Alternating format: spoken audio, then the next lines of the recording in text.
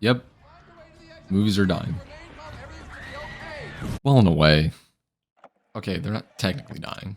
What is currently at stake or slowly slipping away is the theatrical experience, the aspect of films that transports you into a whole other world of a story you feel enticed to enter. It's a way to leave reality behind and just let your imagination run wild in someone else's toy box. Or at the end of an hour and a half, you're left with an impact, an experience to take home with you, to talk about with friends and family, and share, whether it's good or really, really bad. That's a part of the fun of movies, sharing the experience.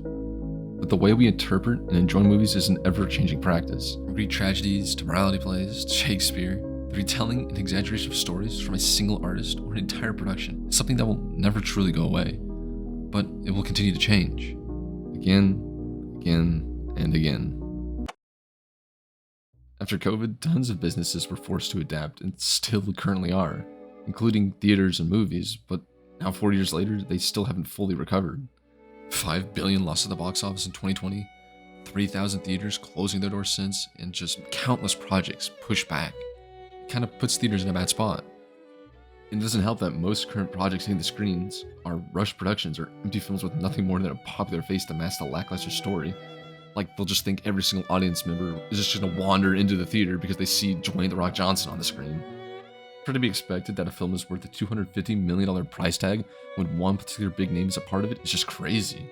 And then that it's worth my time and inflated ticket price to ingest this thing that at its core is just another generic cliched mess. Movies under a broad scope are all our experiences, but chances to swipe TikTok for an hour and a half with a valid excuse. I mean, the movie sucks, so why would I look at it? Why would I waste my time watching this? But all of this has brought us to the edge of the 21st century. We're now teetering on a new renaissance of films and their definition, being what a movie is and how they're watched. Rise of something new, a new era of cinema. 1976 was a turning point in cinema as many studios gravitated away from the artistic, well-defined films of older generations to make something more in line with the new, younger viewers. And two films in particular led the gradual shift inspired by European films and the new French wave ongoing at the time, being Bonnie and Clyde and The Graduate. Each of these movies had three key points that up until this time were sort of shunned from being presented on the screen, as if it was a sacred space for clean eyes, where the MPAA did everything to prevent what's now just really commonplace in modern media. Sex, violence, and drugs. Topics that were present in cinema previously, but not to the extent of the films that came to follow this change. With the strict ties loosened, new ideas and facets to tell and depict these seemingly outrageous themes became possible on the big screen. Many more ideas that were previously closeted and just thrown to the side because of things they included are now able to be adapted. And we can't help but be thankful for it. Taxi Driver, Apocalypse Now, Clockwork Orange. These and many other countless classics found their gateway into creation as a result of these changing regulations. Studios became willing to take risks and open their markets to younger audiences willing to see these movies. It was a new wave of creation. The golden era of Hollywood. A time that redefined filmmaking for decades to come. Now fast forward 50 years and we're under the same premise. Studios are looking for ways to adapt to fast-changing audiences brought up under the guise of the internet, which is just, yeah, it changes far too fast for really anyone to truly keep up with anymore. Where now all the old executives and board members are just green-lighting all these projects that they think are in line with what people wanted to see, but in reality are just off-kilter scripts that come out years too late to the origination of the trend that sparked interest. They're stuck in the same format from back then, a desire to apply their funds to the fire of younger viewers while being nostalgic for older ones. And it's gotten repetitive. I mean, no one's going to go to the theaters to watch some half-baked cash grab that's desperately pulling at their wallets for an investment return. Some people will. I know I do. Why go to the movies for a high school level theater production when I could just watch it on my smart TV at home? They need to adapt to bring back the illusion of why you should go to the theater. The experience, the memories that can be made there, the reason movies are made, but that reason is shifting. It's no longer an occasional trip, a fun way to get out of the house and experience something that goes beyond your imagination. It's something that's only one scroll away. It's just in reach. It's online. Streaming services. YouTube in 2005 opened a new pathway for obtaining video media online. And just 2 years later, Netflix opened up its online service for on-demand movies and shows to dominate the market. for a year. Now there's a streaming service for every piece of entertainment, including open access to movies weeks, if not just a couple days after they come out in theaters.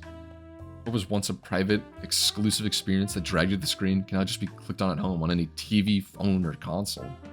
Now, when Marvel's Avengers Rehabilitation drops, showcasing Tony Stark back from the dead, but now evil, and Doctor Doom, only 5 years ago you buy a ticket online, longer on social media for spoilers, and then go to the theater. But now you can either wait a bit to watch in the comfort of your home, at the risk of getting spoiled online, or you can go see it at the theater during the release, and still get spoiled online. It just comes down to a choice of comfort, being if you want to be in an environment you're just a 16-year-old student who could care less about his part-time job for the summer to perfectly clean the seat you'll be sandwiched every afternoon, or the couch you own and regularly clean yourself. Well, I hope you do. And what ends up happening is comfort wins.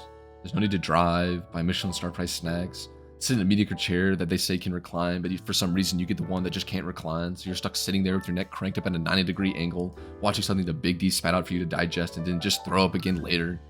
No. Now you can just sit down on your couch, open Disney Plus, and swallow it at home. It's just easier. And it doesn't help that the price of theaters in general is kind of driving them away from being a possibility of being a commonplace convenience, of being that one option in town to go and hang out for teens, and a weekday out for families. Theater's becoming a place of luxury. I mean, just look at this. The family of four having a Saturday out better be ready to sell off the smallest sedan they rode in to get there, just to be seated 3 feet from the screen and walk home with chronic neck pain. That's the reality. Overpriced, mediocre goods. While this isn't the case for all theaters, local gyms or privatized chains that market themselves for being above the standard, the majority often fall into this category. That they're just not worth it. For the same price of one ticket, for once a month, you can access an entire library of content, shows, sports, games, even those 3 or 4 movies you were waiting to see in the theaters. It's all just a couple clicks away, and not a 30-minute drive there and back. It's convenient. It's comfortable. So why go? But let's say you're dying to get out of the house. You've had a hectic work week, just finished homework, practice, sport, whatever, and want to decompress. To escape reality for a day. Not even a day, a couple hours. You look around your small town, from the rundown bowling alley to the half-empty shopping mall, and you fall to your knees to the solution decorated neon lights. Yes, a movie. The theater. So then you look at the posters to check what's out, and what the? This can't be all that they... Yep, that's it. Unfortunately, we're currently in an era caught in the crossfire of creativity and cost efficiency. Starting from a lower turnup post-COVID and an increase in cost post-writer's strike, the entire catalog of films being sent to the big screens across the globe for the most part have been shortlisted. Studios and producers alike are growing more and more picky to fit the mold of their perspective of the prime scripts to increase revenue, being those that have an excessive draw to corral wide audiences and not just a sector of the market. Movies that are insured to make a profit, like any business. So what are they looking for? Box office movies. That's becoming a rare and rare case in recent years. Yes, you can cherry pick the diamonds in the rough, formulated by favored Hollywood directors with a reputable background and films to their name, but in the space of new creativity, it's barren. It's a wasteland dominated by entertainment conglomerates. And it doesn't help that the Disney, Fox, and Amazon MGM mergers only narrowed the competitive market as a whole. In the end, these multi-billion-dollar moves only ended up shortlisting projects produced. Realistically, these studios can only make so many 150 million plus movies a year, with the glaring risks that come with production. You have to take into account relevancy, marketing, merchandise. Things that keep these films afloat are tending to outweigh the benefits of producing the film. And unfortunately, it's become apparent movies in the medium cost space, the $50 to $75 million mark, don't really make the same possible returns. Most of the time. Going through last year's top box office earners, it's apparent what it takes nowadays to make a profit when budgets are surmounting with every new release. Sequels, remakes, reboots, and offshoots of cookie-cutter molds of films that have worked for the past few decades are now just being run to the ground. Audiences are being forced to endure a cycle of repeated cliches and narratives from the films bolstering the budgets to ensure a theatrical experience, with those outside of the defined box falling short for many reasons. As they're not experiences, they're just corporate shills of hollow stories. For example, I'm guessing you didn't watch this last year or even knew much existed. I mean, who could blame you? It was made to be a rip on the name that's already been passed, revived, possessed, and exercised more times than a single viewer can bear. Yet they did it and they'll continue to do it. because people will watch it. I mean, that's not to say these movies are inherently bad, but that the market to attract wider audiences and new tastes is just thinning. We're stuck in a loop.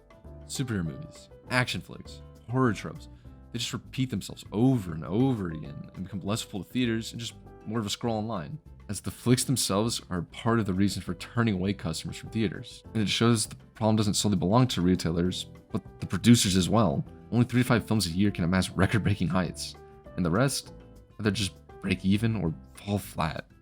And it sucks. But there's hope. The door for underground creativity has been slowly opening more and more, and that's where it's truly amazing.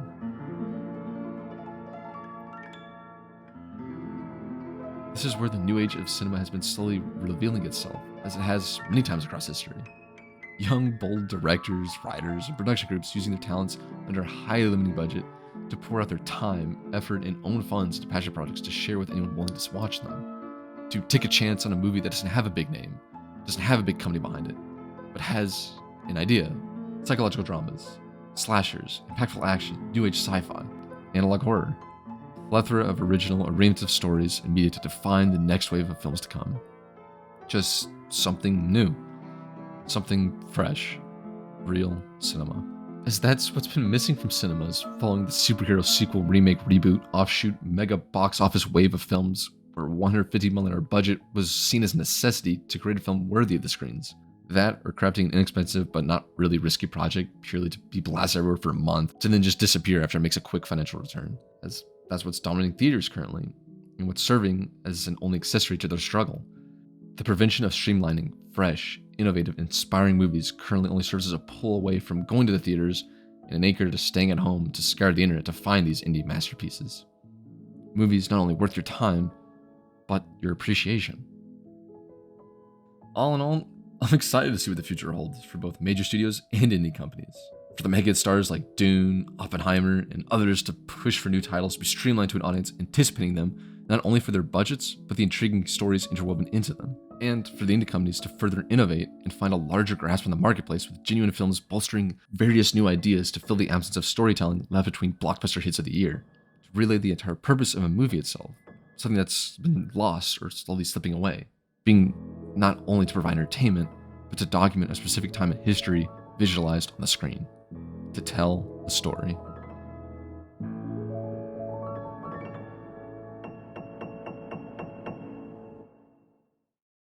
As someone who truly loves movies, the theater experience will always be something that I cherish, with the right film involved.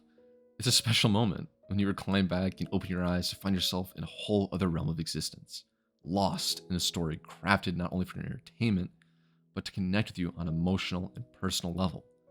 There's just nothing quite like it. But it will change. Whether theaters become more of a luxury, or they simply phase out of popularity as a means to ingest movies, becoming more like game centers with movies as a digital option, I really only hope that this decline in attendance brings a new renaissance of inspiration in the filming industry. A rise of new stories and filmmakers to set the new creative standard of nostalgia for young eyes entering the cinemas, to capture their attention and to hold it for years to come, as movies are not things that should be only entertainment, but inspiration. We're due for another revolution of cinema.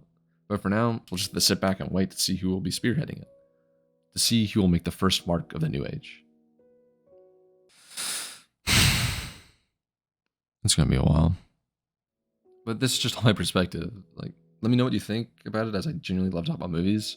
And thank you for sticking around this long. I hope you have a great day.